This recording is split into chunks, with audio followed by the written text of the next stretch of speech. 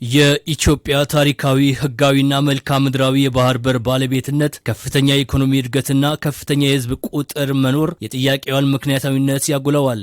ኢትዮጵያ ከ3 አስርት ዓመታት በፊት ቀዳሚ የባህር ኃይልና አስተማማኝ የብዝሃ የንግድ ወደቦች ባለቤት እንደነበረች በታሪክ ማህደር የተሰነደ የአደባባይ ምስጢር ነው።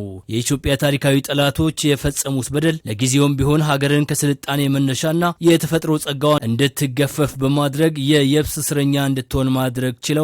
በአሁኑ ወቅትም የኢትዮጵያን የባህር በር ባለቤትነት ጥያቄ ምላሽ ለማስገኘት የተከናወኑ የዲፕሎማሲ ስራዎች ጥያቄውን በሚገባ በማስገንዘብ እንዴት ይፈጸም ወደሚል ስኬታማ ምዕራፍ ማሸጋገር ተችሏል። የአዲስ አበባ ሳይንስና ቴክኖሎጂ ዩኒቨርሲቲ ምሁራን ለኢዜአ እንዳሉት የኢትዮጵያ ባህር በር ባለቤትነት ጥያቄ የንግድ ወደብ ፍለጋ ብቻ ሳይሆን ሀገርን ከታሪካዊ ማንነቷና መልክዓ ምድራዊ ጸጋዋ ጋር የማስታረቅ የህልውና ጉዳይ ነው ብለዋል። በዩኒቨርሲቲው የማህበራዊ ሳይንስ ትምህርት ክፍል የታሪክ ተመራማሪው ዶክተር ዳግማዊ ተስፋይ የኢትዮጵያ የስልጣኔ ታሪክ ከቀይ ባህርና የባህር ባለቤትነት ጋር በእጅጉ የተቆራኘ ነው ብለዋል። ኢትዮጵያ የምስራቅ አፍሪካ ስትራቴጂካዊ የቀይ ባህር ቅርበት፣ የባህር በር ባለቤትነት ጥያቄም የንግድና ኢንቨስትመንት እድገትን የማስቀጠል የህልውና ጉዳይ መሆኑንም ተናግረዋል። ለአብነትም ከ30 ዓመታት በፊት የነበሩት የኢትዮጵያ የእድገትና ስልጣኔ ታሪኮች ሁሉ ጠንካራ የባህር ኃይልና አስተማማኝ የወደብ አገልግሎት ጋር ተሰናስለው የተሰነዱ መሆናቸውን አስታውሰዋል። የኢትዮጵያ ገናና የባህር በር ባለቤትነት ጥያቄ በሐቅና ማስረጃ ተሰንዶ እያለ በሀገር ታሪካዊ ጠላቶች አማካኝነት ከአስተማማኝ ወደቦቿና የባህር በር ባለቤትነቷ በማራቅ ታሪካዊ በደል እንደተፈጸመባት ገልጸዋል። የባህር በር ጥያቄ መሰረታዊ ጥያቄ ነው። የባህር በር ጥያቄ የኢኮኖሚ ጥያቄ ብቻ ሳይሆን የህልውናም ጥያቄ ነው። ኢትዮጵያ በአሁኑ ሰዓት 130 ሚሊዮን በላይ ህዝብ ያላት የሉዓላዊነት ያላት ሀገር ነች። ኢትዮጵያ እያደገ የመጣው ህዝቦቿን ፍላጎት ለማርካት የልማት እቅዶቿን ለማሳካት በአሁን ሰዓት ላይ የሚደረገው እንቅስቃሴ ተገቢና ወቅታዊ ነው። ሌላኛው የዩኒቨርሲቲው የውሃ ምህንድስና ተመራማሪ ዶክተር ሲሳይ ደመቁ የኢትዮጵያ የባህር በር ባለቤትነት ጥያቄ ታሪካዊ፣ ህጋዊና መልክዓ ምድራዊ መሰረት ያለው ነው ብለዋል።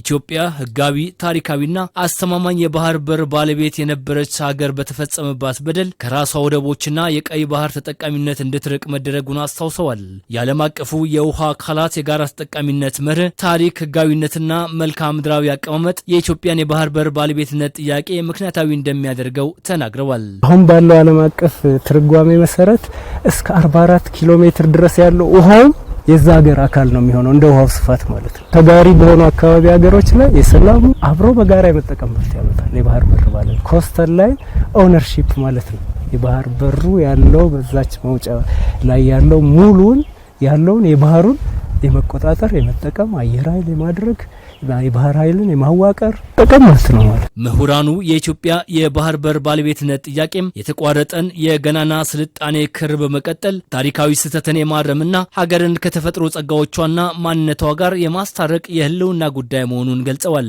ለዚህም ታሪካዊና ህጋዊ መሰረት ያለውን የኢትዮጵያን የባህር በር ባለቤትነትን ጨምሮ የሀገርን ብሔራዊ ጥቅም ለማስከበር በሚደረገው ጥረት በትብብር መስራት እንደሚያስፈልግም አስገንዝበዋል። የባህር በር ጥያቄ ፍትሃዊ ጥያቄ የፍትህ ጥያቄ ነው እና የታሪካዊ ጥያቄም ነው፣ የህጋዊነትም ጥያቄ ነው እና በቅርቡ ምላሽ ሊያገኝ የሚገባው ጥያቄ ነው። ባህር በር ከማግኘት መብት ጋር በዓለም አቀፍ ህጎች ጋር በተሳሰሩ መልኩ አንዲት ሉዓላዊ ሀገር የባህር በር የማግኘት መብት አላት። ኢትዮጵያ በአሁኑ ሰዓት ላይ የባህር በር ያስፈልጋታል።